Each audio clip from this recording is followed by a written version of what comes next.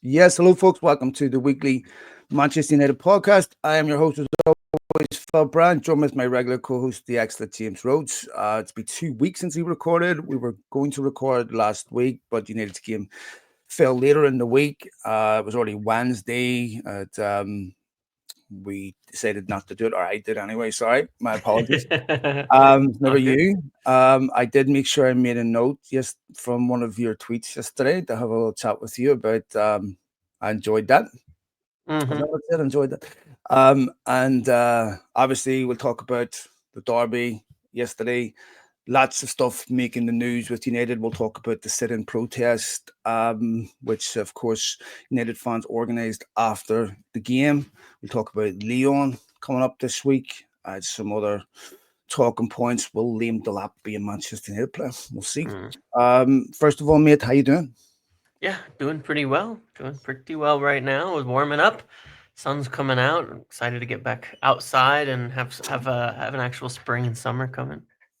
Good luck with that. I was at the beach, Newport Beach yesterday. Yeah, we had It snow was, Friday, so it is good luck here for me to have yeah, any good times outside. But we were down in Newport Beach, and you can be anywhere in the world and think you're a 7, 8, 9, or a 10, and go to Newport Beach, and it will destroy your confidence. Everyone looks amazing, But had a great day with the kids, and had relatively nice weekend. So Yep. you also get seasons out there, which we don't, unfortunately. So Yeah, yeah. beautiful part of the world, Colorado. Mate, lots to talk about, of course, with the derby yesterday. Many different commentaries, depends on your perspective on what you see. I know you had put something out that said you enjoyed it. Personally, I didn't enjoy it. I thought it was a game that looked like one of those World Cup games that were, both teams knew they were through. It was a dead rubber at the end of a group, and nobody really wanted to win the game or shoot or score or take risks or impose themselves. It looked like both of those teams were happy with the stalemate before they left the tunnel. That is probably the poorest City team I have seen since the whole Abu Dhabi takeover, I would say. I mean, if you look at when Abu Dhabi took over with Mark Hughes, all that, they were always competitive. In fact, many times they would bat the United, but this City team was not impressed. And I think the game was there for the taking, but United lacked the quality in the final third. What was your take on the game? Yeah, I enjoyed it actually quite a bit, and I did kind of like I rewatched a bunch of replays this morning, and what was really interesting to me is I would agree with City, but I would give United maybe a little bit more credit, Mm, for what they did to create that circumstance. Obviously, Erling Haaland is injured. That's an issue for them. Then again, the last game United played at the Etihad against them, Erling Haaland was completely locked up by Harry Maguire as well. Didn't do anything, and United ended up winning that game late on. Also, I look at it and I think 4 points in 2 games against cities, something you take at the start of a year. That not many teams get those kind of results against City, even at their lowest. They've come off a win against Bournemouth, a win against Leicester, draw against Brighton, a win against Tottenham. Even the Madrid Champions League tie was pretty competitive in the first leg, especially. The second leg was a bit more. They're not amazing, but I look at United and think, start of the season, Liverpool came into Old Trafford, destroyed us. An embarrassing game to watch. mhm, Tottenham came into Old Trafford, destroyed us. An embarrassing game to watch for mhm, United. I'm satisfied that those days are over. I don't walk into games and think we're going to get mhm, embarrassed. We're going to be destroyed. We're going to look and say, you know what? We are the worst team. In fact, if you look at it in a little bit of a balanced take since the last time we've done this, we've played the team in third and the team in fifth in the Premier League. And I think we probably should have won both games on balance of chances, on balance of creation, on balance of what we've done. I think in both games we were much the better team and performing pretty well on the whole. Against City, I think we could have scored in the first minute of the game. We could have scored 2 or 3 more times in the first 15 minutes, and it would have looked a lot different. I don't think United have the quality to sustain and really get into it overall, to win games. It ironically, I watched Amorim's team at Sporting beat City in the Champions League in the not the group stages, but that early round now, whatever Mm. you call it, right? I watched them beat them pretty drastically, and it was really similar to that game that we just watched. They were fine with ceding a lot of territory, letting City have a bit of the ball. They scored their chances. They took them every single time. They scored their chances. United don't. And I think in a lot of ways, that's the difference. That was the difference against Forest. Didn't score any of our chances. And to be clear, I think that's kind of the story of the season for me is the improvements that we are seeing in recent times are somewhat dulled by the fact, nothing we can do about it now, that quite honestly, the two best scorers in the front line that United had to start the season are not available in Ahmad and Marcus Rashford. Neither of them are here for different reasons, injured and otherwise. We don't have goal scoring. We don't have anybody who's really finishing these chances across the team, and it is a team issue. We just don't have them. It's not enough, but there was probably 5 clear-cut situations where you'd say United should have scored a couple when I went through the replays and watched again. And for City, it was 0. And I have to say that's pretty good. I mean, City have not, I think it was 0. I think Phil Foden should have scored. His yeah, first there touch was that one there. chance that he had. I think it was that you're right about that. I forgot there was the one where it's like a tackle that bounced through to him, right? His first And touch then was poor, and just yeah, slightly got ahead of him. But although it was a brilliant tackle from Mazraoui, to be yeah, fair, but this was my that was point, it. James. This is my point. Is like you talk about we've played third and fifth, but we haven't scored a goal against either of I know, them, I right? know. And that to me is a very small consolation that we've just lost one of them by a goal because I mean I saw Forest at the weekend. Forest lost at the weekend. They're to me a good team. Okay, I understand Mhm, United were away, but when I'm looking at United teams, the front line is a major concern. mhm. And when we're Yep, saying Ahmad's not available, Ahmad was unlucky with injury, but everything else was a choice. yep. They chose to get rid of these players. These were financial decisions, not football decisions. There's no doubt about that. Now, I'm not saying that Anthony and Marcus Rashford didn't need to leave. They clearly did, and they're clearly better for that choice. They're enjoying, a level of football and a certain prosperity that they weren't getting at United. I mean, Anthony looks like a completely different footballer in the Liga. There's Mhm, confidence. He's running at players. He looks dangerous. If you were scouting Anthony at Real Betis and saying that guy's coming to United, you'd be really excited. To me, this is a reflection of how bad things are inside the football club, where it's really, really difficult to get players to perform to their peak consistently because there's clearly an environmental issue at the football club that prohibits that. Um, you've got young Garnacho who clearly wanted to leave in January, mhm. who has looked a shadow of the player he was since Amorim has come in. I mean, all his best form was under Ten Hag.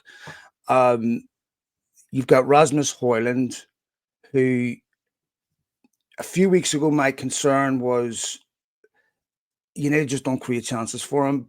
But now I'm looking at things. One of the things that really stood out to me yesterday, when Bruno Fernandes checked him on it, was when that ball was played to Dorgu. Dorgu ended up shooting. His position was just Terrible. atrocious. Yeah, it It's was where you would really want your bad. defender to be, Yeah, right? he was And I'm practically like, in front of him. Yeah, well, yeah. because Dorgu has no option. Like, where do you want? What do you want him to do? Even if you get the ball there, Yep. what do you as a forward? The thing about what concerns me about that, James, is this is instinctive, right? Mhm. Yes.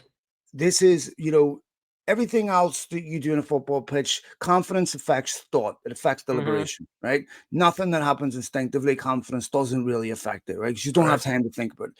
So the runs that a striker takes and makes in the box are instinctive.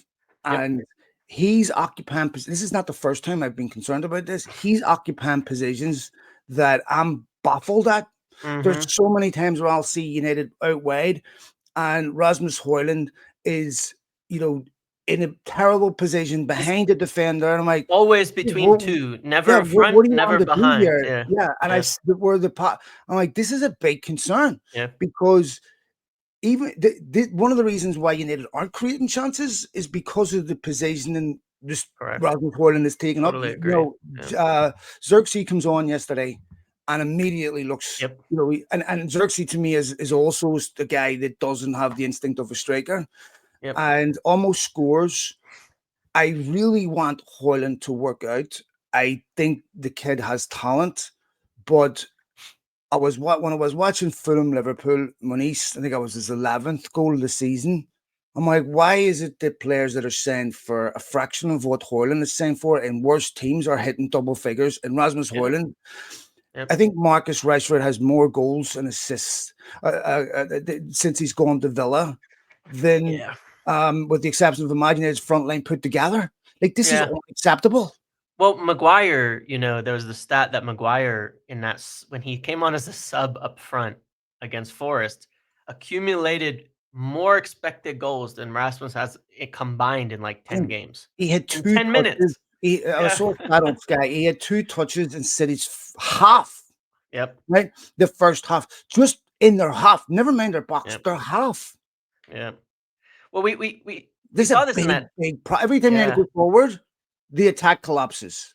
Yep. Every Yep. single it's I know. either a poor ball, they overplay it, or Garnacho cuts inside and shoots and it doesn't. There's no threat. Yeah.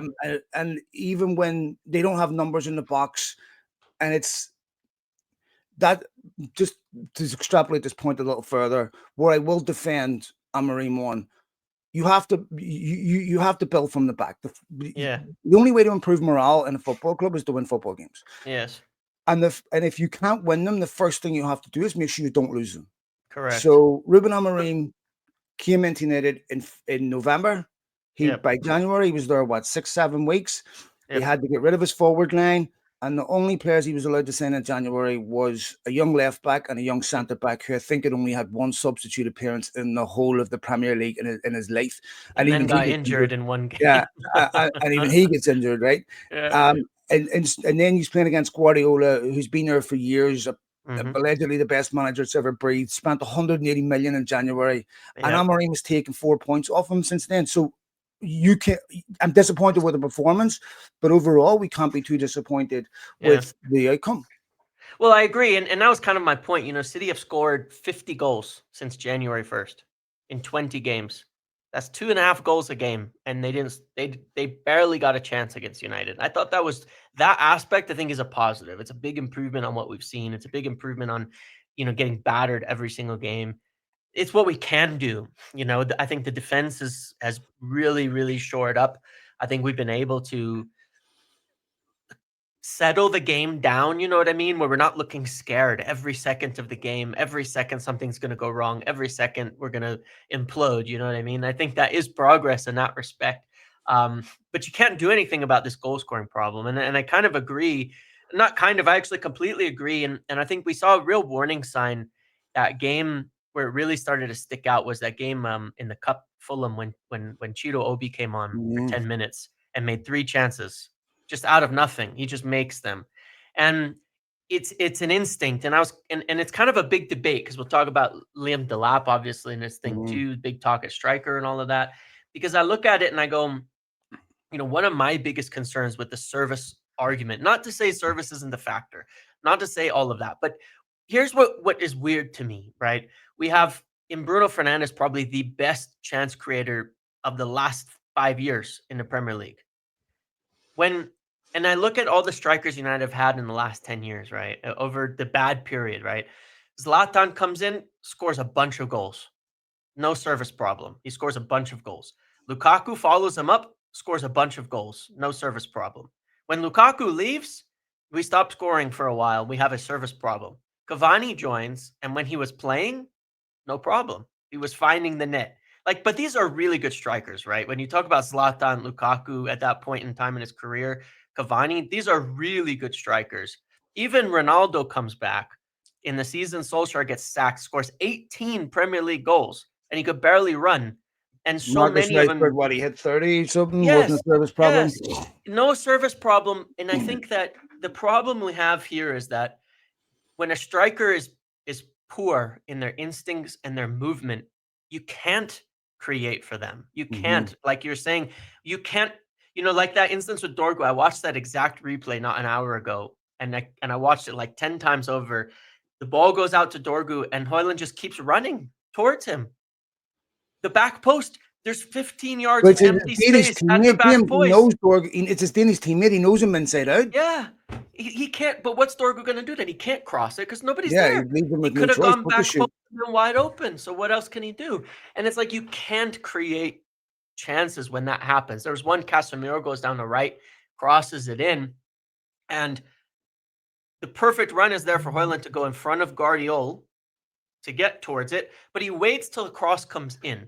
And that's reactive, not instinctive. And that's what you're talking about. Those striker instincts.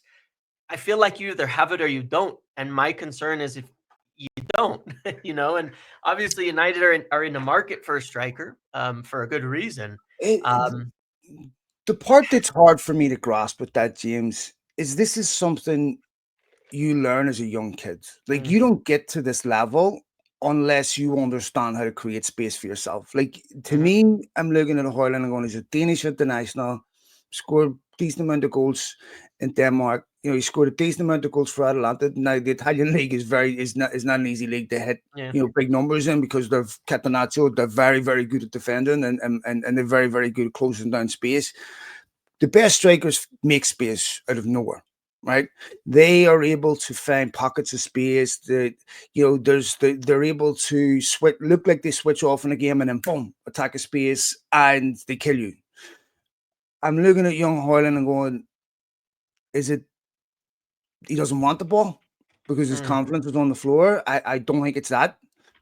But I'm looking at it and going, I don't understand how, as a striker, when that ball goes wide to Dorgu, and you're aware of your surroundings, why you attack that space, because you have no. I mean, I understand going front post and getting in front of the defender, but I'm looking at that and I'm going, okay, even if somehow Dorgu finds you, you still have to control the ball, turn a defender, and and now he's or back. if you somehow get a left foot shot on goal from that angle, you need a miracle to score. I'm like, this, and then you give Dorgu no chance. Anyway, I don't want to beat this to death, but that is a big concern. I'm with you. I agree with you. And he has to start scoring now, James, or United, will have to move on, because you cannot go into a third season with this young lad not scoring goals and still relying on him and going, well, we thought, I do genuinely feel if he was playing for another team, maybe a Brighton or something, he would be doing a lot better. But it's just, I don't know. It just, at United, it's difficult, because I'm watching United every single week for the most part, and they're so one-dimensional on how they attack. I mean, it's basically you have to make a major mistake or it's going to require a piece of magic from Bruno Fernandes, just like it did with Ahmad, or set piece. But very rarely are United cutting you open. And, Rasmus Højlund's finishing a chance as a result of build-up play or one of the forwards. It just isn't. I mean, you're starting to see some improvements there on that. I mean, United had a decent amount of chances they created against Forest. The Xerxes one was as a result of build-up play, but it's just rare. And I don't know that this football team, they just don't look like they have a serious threat. And the goal return has just been nowhere near good enough. This is a big, big problem. And, I'm looking at other players like Marmoush, everything. Players that have come in January already ahead of Højlund on league goals this season. Asensio already, like, this is. And a lot of relegated teams with strikers that are doing a lot more with less. Delap, just average Premier League strikers that are miles ahead in goals in worse teams. I'm like, this is a big concern. Other things I want to talk about, Casemiro yesterday, fantastic. Yeah. Now, I want to say something, James, and do something that I never do, honestly never, and that's pat myself in the back. No. I remember saying a while ago on the show I don't believe that Casemiro's legs are gone, because legs don't go like that. They don't all of a sudden you're playing at the very highest level, then you can't move. I never believed that to be the case. To me, his decline was a bit perplexing, because footballers just don't, they gradually slip, right? Mhm. And then eventually it becomes obvious. Or this is a guy that had an exceptional first season. Last season was a total calamity for pretty much everyone. This season, he was left out by Amarin. He's had the football club attack him over the structure of his deal and constantly use his deal as an example of bad business. He never complained. He was left out of the cup final. Um, Yet he's come back into the team and been magnificent. Really, really, he's been a breath of fresh air in a lot of ways, in a midfield that's badly needed him, with obviously Kobe Mainu being out. Mhm. And you know, to me, I thought he was exceptional yesterday. Yeah, I thought he did really well. I was actually really happy with the midfield setup against both Forest and City, and I think Casemiro was really good in both. Mhm. I think it definitely suits him having another hardworking, hard-running midfielder next to him, rather than being alone, to cover massive amounts of space and things like that. Because that's a lot of what happened last year, right? When he was playing with Christian Eriksen. Now, Christian Eriksen is one I think we could all agree his legs have gone. He's not Mhm. a player who has the legs anymore. And for most of the season, Casemiro was chasing his shadow, chasing the players getting by in that midfield by himself last year. And that definitely affected the performances in these games. Um, in Europe where it's a slower pace as well, it helps. But I've really liked it the last couple games. Actually, that's why I say I give a little bit of credit, for the performance for limiting City, because I thought the setup in there um, worked quite well to completely nullify really anything City were trying to do in the middle throughout the whole game, and Casemiro did a very good job with that as well. And I think that there's a way forward here. And the other factor in this is it does get Bruno forward. And I know we haven't scored goals in the last couple of games, but it's not like Bruno hasn't been influential. He's probably had some of his best games still. Getting to be back up in the forward line, and hopefully, and I feel part of it is the fact that the other players aren't scoring is a big part of wanting to get Bruno back up in there, and get him forward too. But yeah, I think Casemiro's done well, and Emram said, um, gave him a lot of credit for that and the post thingy, because he was asked about Casemiro obviously for not playing him before, and he said, "Yeah, I left him out because I didn't think he fit what I wanted from a midfielder, but he's doing it, and he's come a long way, and he's worked out a way to play for us and all of that, and that's a big credit to Casemiro because he's a very intelligent player, as well. So I think that's really good to see. I think that's a definite positive too. That he deserves a lot of credit for contributing.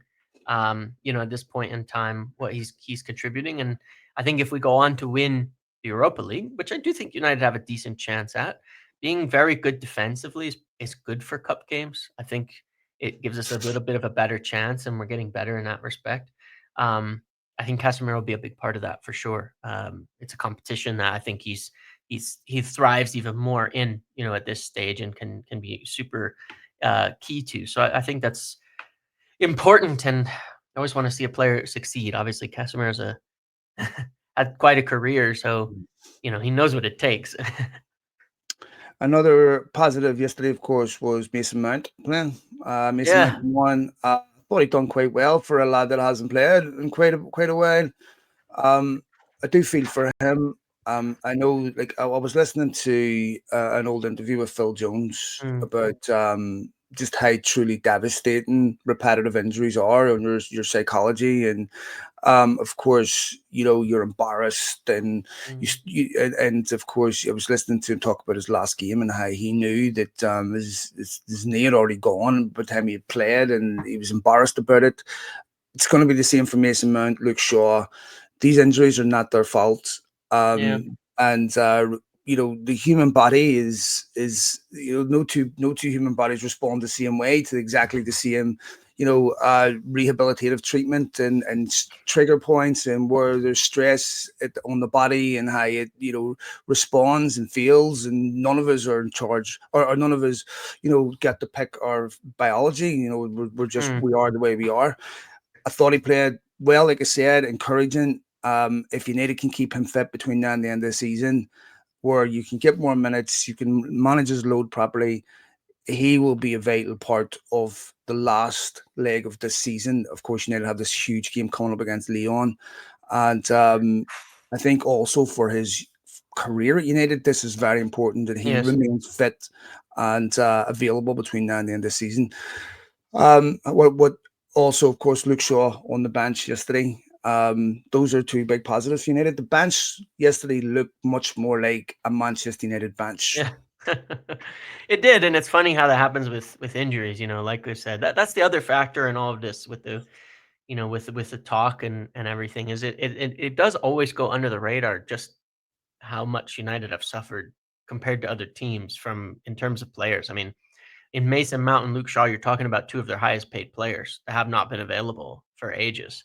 And and not having them, but then even then, Delict has a small injury that'll probably have him miss Lyon as well. So, Maguire has to come off for Lindelof at 70 Mhm. minutes. You know what I mean? Because his minutes are being managed. And like these are the things that United have to deal with that kind of go, unacknowledged sometimes in the contributions. But it was really good to see that from Mason Mount. I think he and Xerxes together when they came on pressed the hell out of City and gave United probably their best sustained pressure of the game the last 15, 20 minutes. I mean, if anyone was going to win in the last 15 minutes, it was United for sure. Once Mount and Xerxes came on, they looked the more likely. I liked that. It was good, and hopefully he can stay fit, even if it's as an impact substitute to come on, try to make something happen in the last 20, 30 minutes of the game, and he stays like that for a bit. It obviously gives us something more off the bench that we haven't had, and that's good to see. Luke Shaw as well, probably will come on, will probably be long term now, a left center back. I can't see him ever playing again at wing back because it's just the risk on his body getting up and down the pitch with the injuries he's had just seems unlikely. At left center back, a bit less running, a bit less to do. Fits it really well also. He's so good on the ball. I think he'd be a big asset to United if he can get in the team. Um, and again, the type of thing where if you want to be able to take Lenny Yoro off and not have him play 90 minutes every week, then 20, 30 minutes for Shaw would be very helpful there. By the way, that on Lenny Yoro, I I was thought going to mention him next. incredible. He was really, really good yesterday. Like absolutely fantastic. One of the things that I like about Euro, his building is obvious, right? Yeah. Uh, Anytime there's a wee Danny Brook, a bit of a scuffle, he's always one of the first ones over, Mhm. separating people. I'm like, I'll tell you Yeah. what, I'd watch my mouth for that lad. Big 6 feet, 3, 4 Yeah. lad coming over. That lad, he has this docile, placid look about him where he feels like a big cuddly kid. But then there's the other side of Oh, that yeah. where, you underestimate him at your peril. Like, I Mhm. like that he has a little bit of that tenacity about him, a little Edge, bit of yeah. bite about him. Yeah. He's so elegant on the ball. I remember the Southampton game we had people question, that's the type of performance sometimes you ruin a player and they never recover. I mean, the kid brushed it off. And to play in that United team is not easy. Yep. Um, one thing like you mentioned, James, that is an obvious to me progression is that Amorim was somewhat stabilized United in terms of you don't fear an Yeah. annihilation somewhere. I Yeah. mean, I think United could go out and play Real Madrid and keep the game close Yeah. enough where it would be a 1 or 2 game, even though Yep. there's a big quality difference between the We teams. wouldn't score goals, but yeah. Now, to be fair, Yeah. yesterday I think we had 8 defensive-minded players on the pitch, right? But like we said, step one is stop losing games. Yes. Okay, Yeah. if you have to draw them, that's okay because you don't go from losing games to all of a sudden just winning games. Yeah. If for any meaningful progression, right? Yep. So Amarim's job is look, let's stop losing games of football, okay, and Yeah. then we can build on something. and then we can get to a point where we're winning games of football. Still, the hardest thing to do in the game is to score goals, but it looks like he's brought a certain solidity to it. It's a look, James. We can't dress this up. It's defensive minded football. It was essentially a five Yeah. four one, right? Yeah, And right Potter now would it have for pointed sure this is, out yeah. afterwards, but it's not United's job to make it easy for the opposition to score. Correct. They have to. Okay, once you stop losing games, you can. All of a sudden you get trust in your defense. Yep. Then you build a forward line. If we can get the defense right, because I mean, we'll probably send a centre back over the summer, but it's not going to drastically change from where United are at. No. So get the defense right now. The forward line will probably change, right? Yeah. And once you get different types of forwards, then you can play a different way. Midfield will need some work, of course, but everything starts wherever you're building starts with the foundation, starts Yep. at the bottom, right? Yep. And there's that nerviness where every time someone took a corner against United, you were expecting them to score. A corner was as good as a penalty. We haven't seen Yeah. it recently. Yep. Yep. And when was Onana's last blunder? Was it? It's been at least 3 weeks, I know, because it's Which only seems been like a lot. Now, I'm international not. break, I'm not. but I'm not saying that. I think because his distribution, and everything to me, it's is been 4 months better. is It's been huge. better, yes. Yeah, I don't remember, like a disaster like we've been seeing, he still makes me um, nervous, James. I'll be honest. yeah. Like there was a moment yesterday where City had a corner Yep. and he comes out flapping, and there's not a City Yeah, player near yeah. the ball. There's only a couple of United defenders heading the ball, and he still loses it to his own defense. Yeah. I'm like this. He makes me really nervous. But nonetheless, this is where United were. It's I probably know the they, Ipswich game, by the way, right? Probably the last one between him and Dorgu, yeah, pretty yeah, shaky. That was maybe, February 26th, so it's been a bit over a month, so yeah. it's better, but I yeah, hope we're not sitting here talking about one next week. yeah, right. But look, there just seems to be a certain solidity about the defense Yep, where it's not as porous as it once was, and you have to consider United are still missing, Licha Martinez, who's yep, probably one of their most important players, who was crucial for this United team, not just in defending, but in creativity. correct, and Kobe going Mainoo's forward, yep. still a big loss for United, Ahmad. and of course Ahmad and what have you. So these are Yeah. obviously key players missing. What if Amarim been taking criticism over the system that he's playing? Do you share that? No, not at all. Because it's kind of like you said, I think it's near enough impossible to join in the middle of a season. Like you say, you get a 20-year-old at left back, you get an 18-year-old at center back. That's what you get. You're not fixing things. You're not fixing everything in the middle of a year like that. It's hard enough as it is, to fix a team. And I think that the system is showing some of its strong points now as the players get it more and more. But I think it's hard to criticize a system when you look at it and say what you see on the pitch I in a system is as much as the players can carry out, right? At that point in time. If they can't carry out the intentions, then you're not gonna see the full intention of it.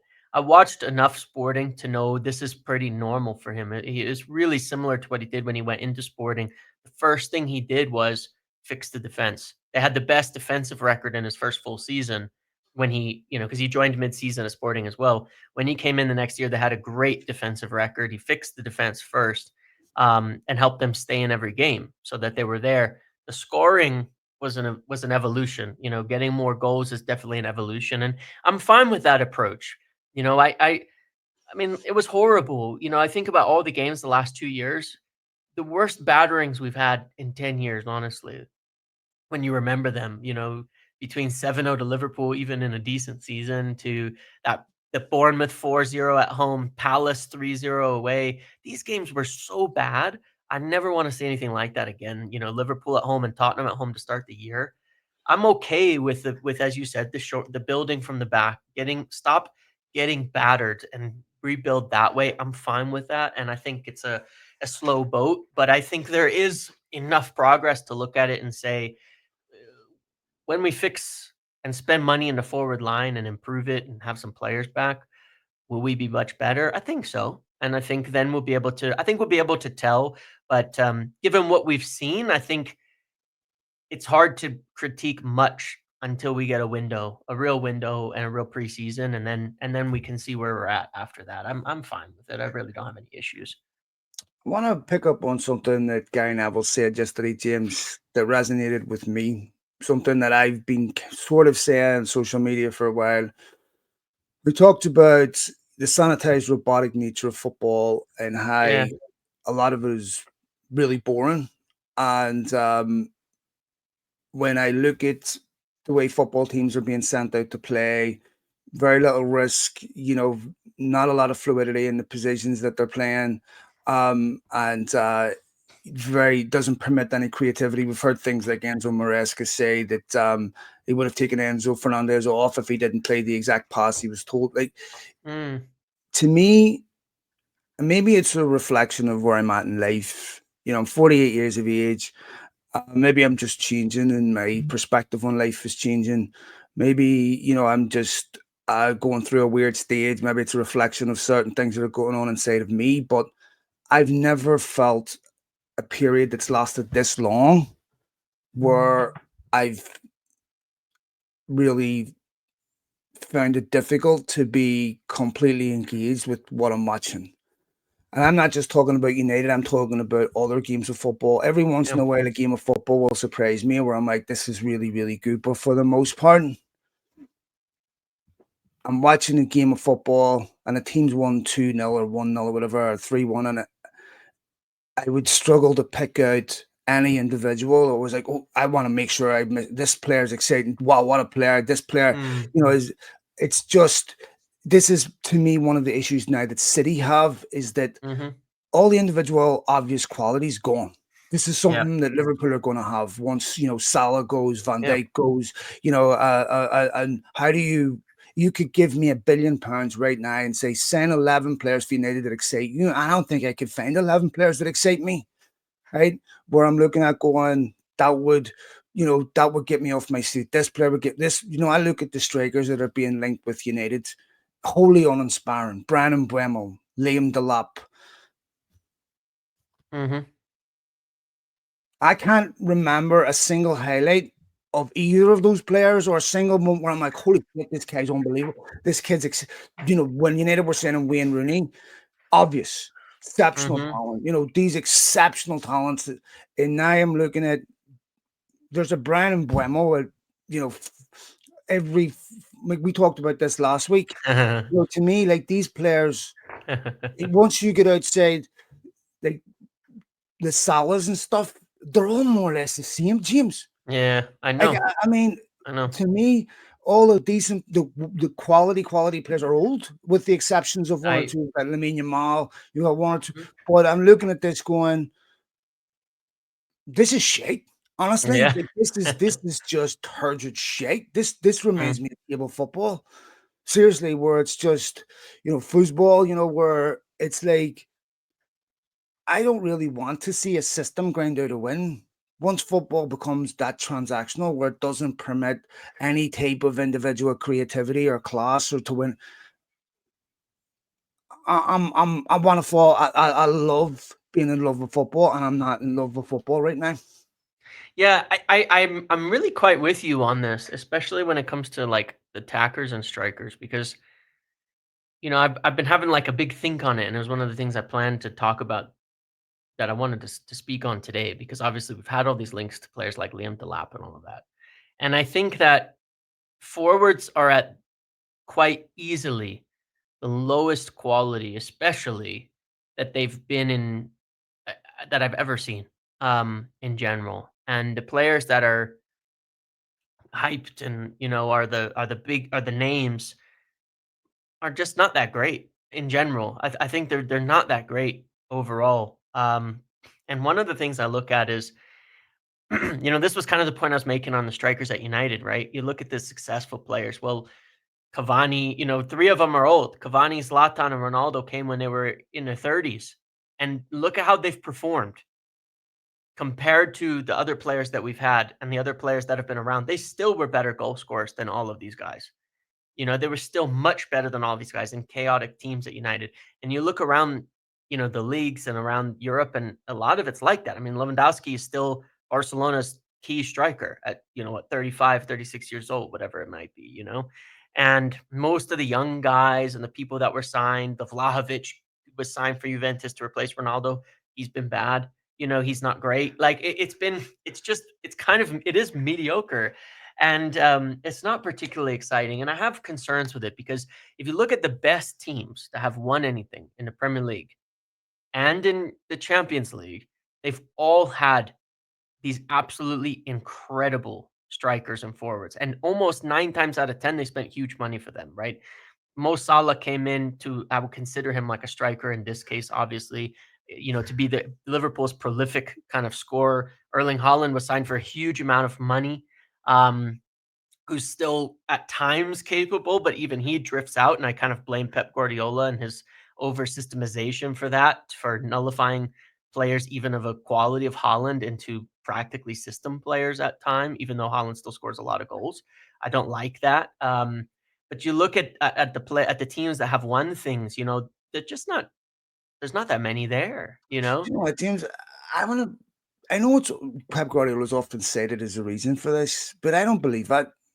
First of all, it takes years to change a system to produce different players. I mean, Yeah. English football just finally worked out after hundreds Yeah. of years how to produce technical players, Yep. despite the fact that it was obvious that it takes, because you're dealing with cultural aspects. Yep. Most people can't coach like Guardiola. To me, there's other, like, Pep Guardiola, as great as he is, there's been other amazing coaches throughout Yeah. football that don't completely change how every country develops their Correct. players. Correct. And then beyond that, I mean, if you look at Guardiola's Barcelona team, I mean, you can't say that was Mhm. a system team. You look Correct. at a City Yeah. team that had unbelievable individual talent. Yeah. I mean, he's always had individual, exciting, quality players, to be fair. I mean, to give him his credit. So, this idea that he makes average players great because the system, is an adjuvant to how, to me, I Mm. don't, I'm not like, you No, more have. specifically, I think I just think maybe in his latter stages, he's made it a bit boring for the striker. I'm not saying his teams haven't been dynamic, because there's been times that they are, and they've had world-class talent like Kevin De Bruyne Yeah, I and, mean, he's got Holland. I mean, he's yeah. to me, like, you look at Holland's goal return. I would like to have that at United. If Mm, that's boring for, I kind of get what you're saying, but yeah. I look at the Like, I strikers just that think he he had, could be Aguero, more. everything. What's Yeah. that? Like, if Haaland was at Madrid, I think he would be an insane player to watch, for example, because I, the way I I that think he would just score goals. I think he's a limited yeah. footballer and a brilliant Fair finisher, and enough, that's fair enough. okay Yeah. too. Yeah. And that's okay Yeah. too, because Yeah. the problem is a lot of players are the opposite. They're brilliant Yeah. footballers, but not Correct. brilliant goal scorers. Yeah. So to me, I think, and this is one of the reasons why I think the Premier League, if Liverpool lose Salah, Arsenal are finding it hard to buy those individual quality players to elevate them to the next level. Especially a Um, striker. Mhm. City will probably get a huge points deduction, right? That Premier League is wide open, and this is why Forest can be third, Yep. because it's really, really hard to buy individual talent that separates you from Yep. the opposite. I mean, you look at Bournemouth. How many of those Bournemouth players would get United team? Maybe half of them. Yeah. Kirkus, Emmanuel, all that, right? I mean, I look at United's players, Forest players, they're all more or less the same, with a few exceptions. Bruno Fernandes is the obvious Yeah. exception, right? Yeah. But this is what we're left with. We're left with one or two players in world-class teams, with the Yep. exception of Real Madrid, maybe, where the individual quality is not obvious. And I don't Yeah. know how you fix this problem, but it's going to be something that is going to cause a problem for everyone. And I think in the Premier League, it's going to be really, really interesting. Once Liverpool lose Salah and Van Dijk, which could very possibly be this summer, Yeah. City are now losing De Bruyne, which I think is the right thing to do. And I think you're coming to an end of an era, and the next era, is going to be really, really interesting, because it's not going to be so easy to buy the quality that's going to separate you from the opposition. Let's talk about Lyon, because we want to get we're last 15 minutes here. Yeah. Knock this out really quick. Lyon United play in the Europa League. Difficult game. I was listening to Julian Lorenz on the Talk of the Devils podcast, fantastic podcast, talk about Lyon and going through their strengths and weaknesses. Obviously, last season was a disaster for them. This season, they've been much better. They're in fifth. Paulo Fonseca, third, the old AC Milan manager. He was singling out people like Ryan Shirky as being, someone that's a brilliant footballer, but now added consistency to their game. This is a team that have beaten some really good teams in this competition: Eintracht Frankfurt, Besiktas, what have you. Um, it's not the Jean-Michel Alos, I believe it is, Lyon. This is a different Lyon. It's their fifth in the French league. They're beatable, but this will be a tough game for United.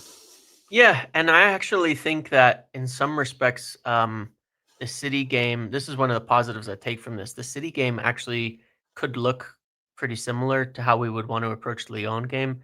They're not a team that has a lot of transition threat. They do not really attack you on the break. They do not have speedy players in there. They're even missing a couple of those from the team right now that are a little bit better at that.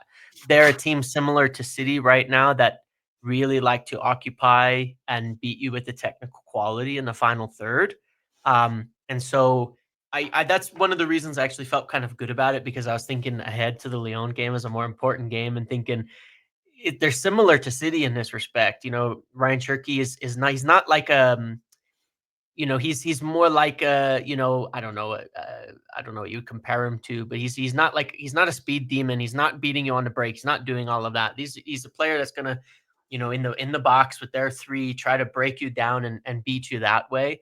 And United have been pretty tough to beat on in that basis recently. So they're gonna have to put in some really good defensive performances. Um, and find the net. I think it will be tough. I think it's going to be close no matter what happens. It's going to be a very, very close tie because of that, because they have the quality to break it down. And United are probably going to have to rely on their defensive, record because we're not scoring any goals.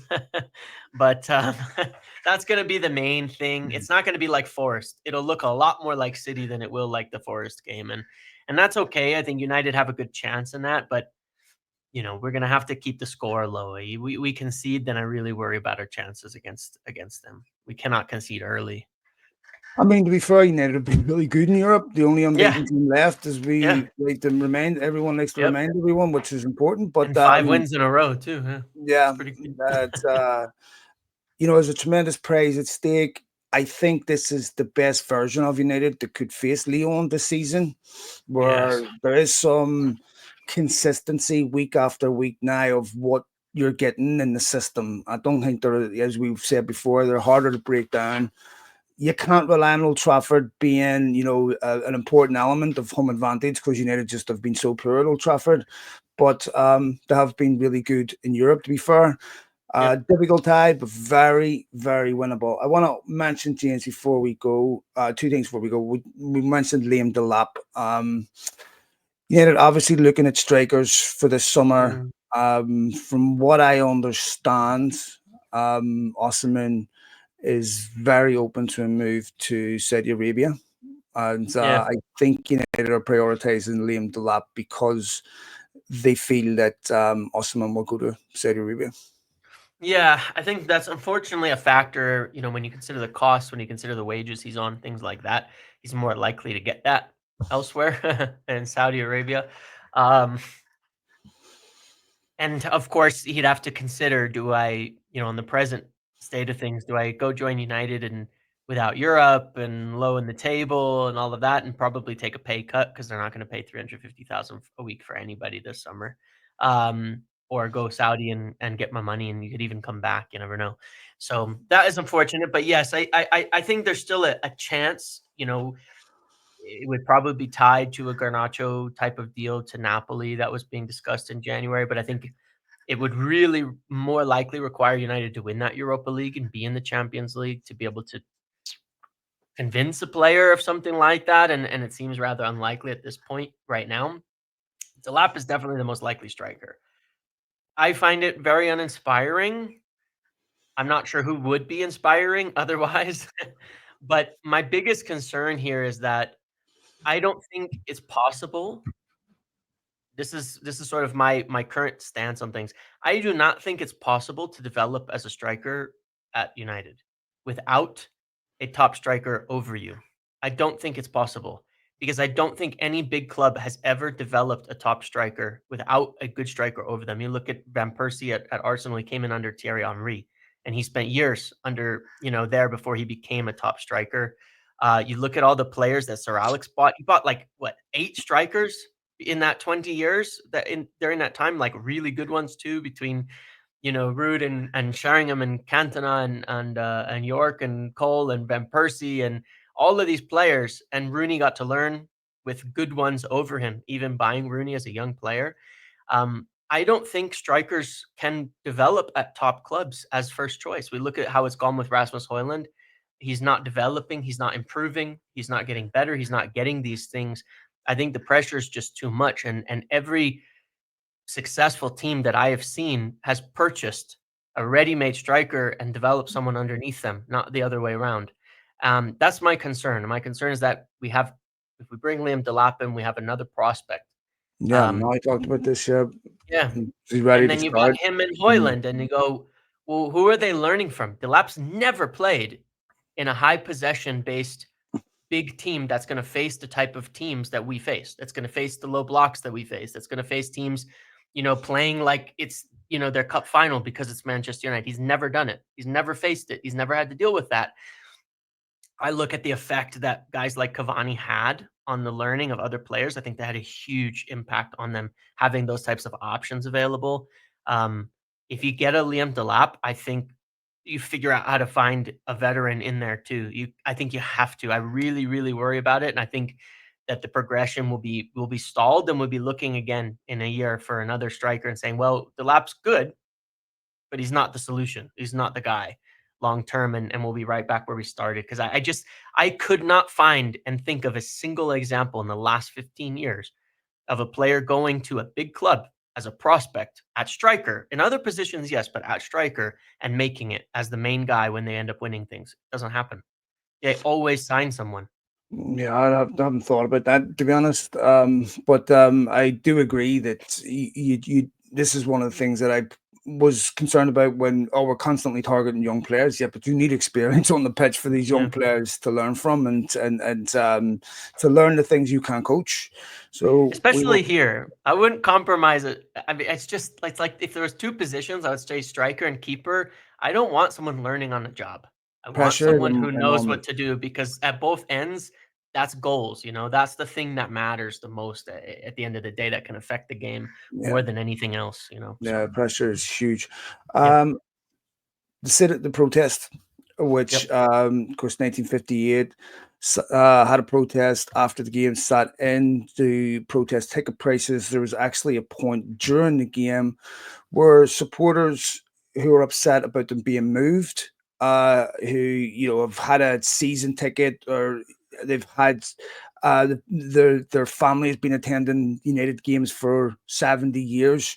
They turned around and gesticulated and sang right in front of the directors' faces inside Old Trafford, which is again something that I wasn't aware of until I had heard on the Talk of the Devils podcast and heard Laurie talk about it. And they had turned around and let their feelings be known in front of the directors about what does loyalty mean. These are people that aren't particularly concerned about the 5%, but they're concerned about the fact that they're being moved. They sit behind the yeah. dugout. From seats And they've had, this yeah. is something that, look, Mm. nothing lasts forever, James. Okay. So at some point, people get moved. I Yeah. understand When that we the get a new upset. stadium, it was all going to change too. To be Understand, yes, fair. nothing lasts forever, but it's Yeah. always about the way you do things. And of course, Mm, the fans have every right to protest further ticket price yeah. increases that affects people in different ways. Um, so, there's certain people who are already at threshold where they can't afford it, and this is a further increase. And the 1958 rightfully making their voices heard and letting the football club know that they are upset about these ticket prices and their impact on ordinary fans. Look, the point that this is not our debt, it's yours, is a perfectly valid point. Correct. And, Yes. Totally. and Mm. I support them 100% in their endeavors because I don't go to matches every week. So I don't really have a right to say, you should just pay it. You know, Mm, if you're going to matches every week, you have every right to voice your concerns and how yep. it affects you because, they've earned that right that I haven't. So, and anyway, I completely support their protest. Anything to say on that before we go, mate? No, I mean, obviously the whole thing is complicated, but I 100% believe that the fans and people there always should have the ability to voice what they think and how they feel about a situation. And I think that the ability to have and create, hopefully, open dialogue. I mean, regardless of what it does, if it helps to just find middle grounds and things like that, then it's always beneficial to do those kinds of things. But To me, James, I don't believe you can make an argument that says we cannot be profitable and competitive if we have affordable access to tickets for I fans. agree to that. I So agree to with you me, I think you 100%. can Yeah. have affordable access to tickets for Yeah. fans and still be, and if you can't, Yeah. then there needs to be regulation change because that is Correct. unacceptable 100% to me. agreed. Yeah. And I think that should be true of all things in life, whether it's basketball, NFL. Yes. Ordinary people should have the ability to go to games and not be priced out because, even though you can do it, it It's doesn't bad mean you for the should. game too. It really is. I mean, it's Yeah, bad for the game. But, and it's again a point on that really is bothersome is, I think there's an owner who was forced out by the governing body just this last week, right? He's being forced to sell from one of the lower clubs. I don't remember the name didn't see at it, the man. Don't moment, know. but somebody made a point that it's like it's ridiculous. They've put in sanctions, they've put in rules that would have prevented the thing that the Glazers got in doing. You can't do that now. And they're forcing other clubs to sell, to do things when they're being mismanaged financially. But when it comes to United, they've never done a thing about the debt, about the Glazers, about all that. Even if it was just to say, look, you got to pay this debt off because it's against the regulations to have done this, even though it wasn't at the time, or sell the club. Even just doing that, I don't think they could force them to sell, but even if they could just do that, it would make a world of difference Dude, to the club. this And it's was a the shame that they're obvious. not involved in it. But look, they had the opportunity to do this when they brought in FFP. Yes. And this Yeah. to me was always the glaring omission from Yep. FFP. They should have Yep. brought in an FFP that says, we can't force you to sell, but there's a certain threshold that you cannot go beyond in terms of debt load. Yes. Loading debt Um, onto the club. yes, Yeah. Yeah. and in terms of dividends being taken, you Yep. easily could have created a situation to put them under pressure to sell because you took away the incentive to Yep. keep the club. That's Yep. what should have happened. It would have also saved Barcelona and it Yep. would have saved other football clubs. But instead, they had FFP where that wasn't an issue. Like to me, that was a scandal. But this is That's because crazy. Yeah. I mean, the cabal that put FFP together was Yeah. essentially regulatory capture to prevent other football clubs from competing. It was never Correct. about Yeah. financial fair play. It was Mm. about creating barriers to making sure that, Yeah. the Anzi McCatchklas and this, to be fair, City and other football clubs weren't going to challenge the status quo.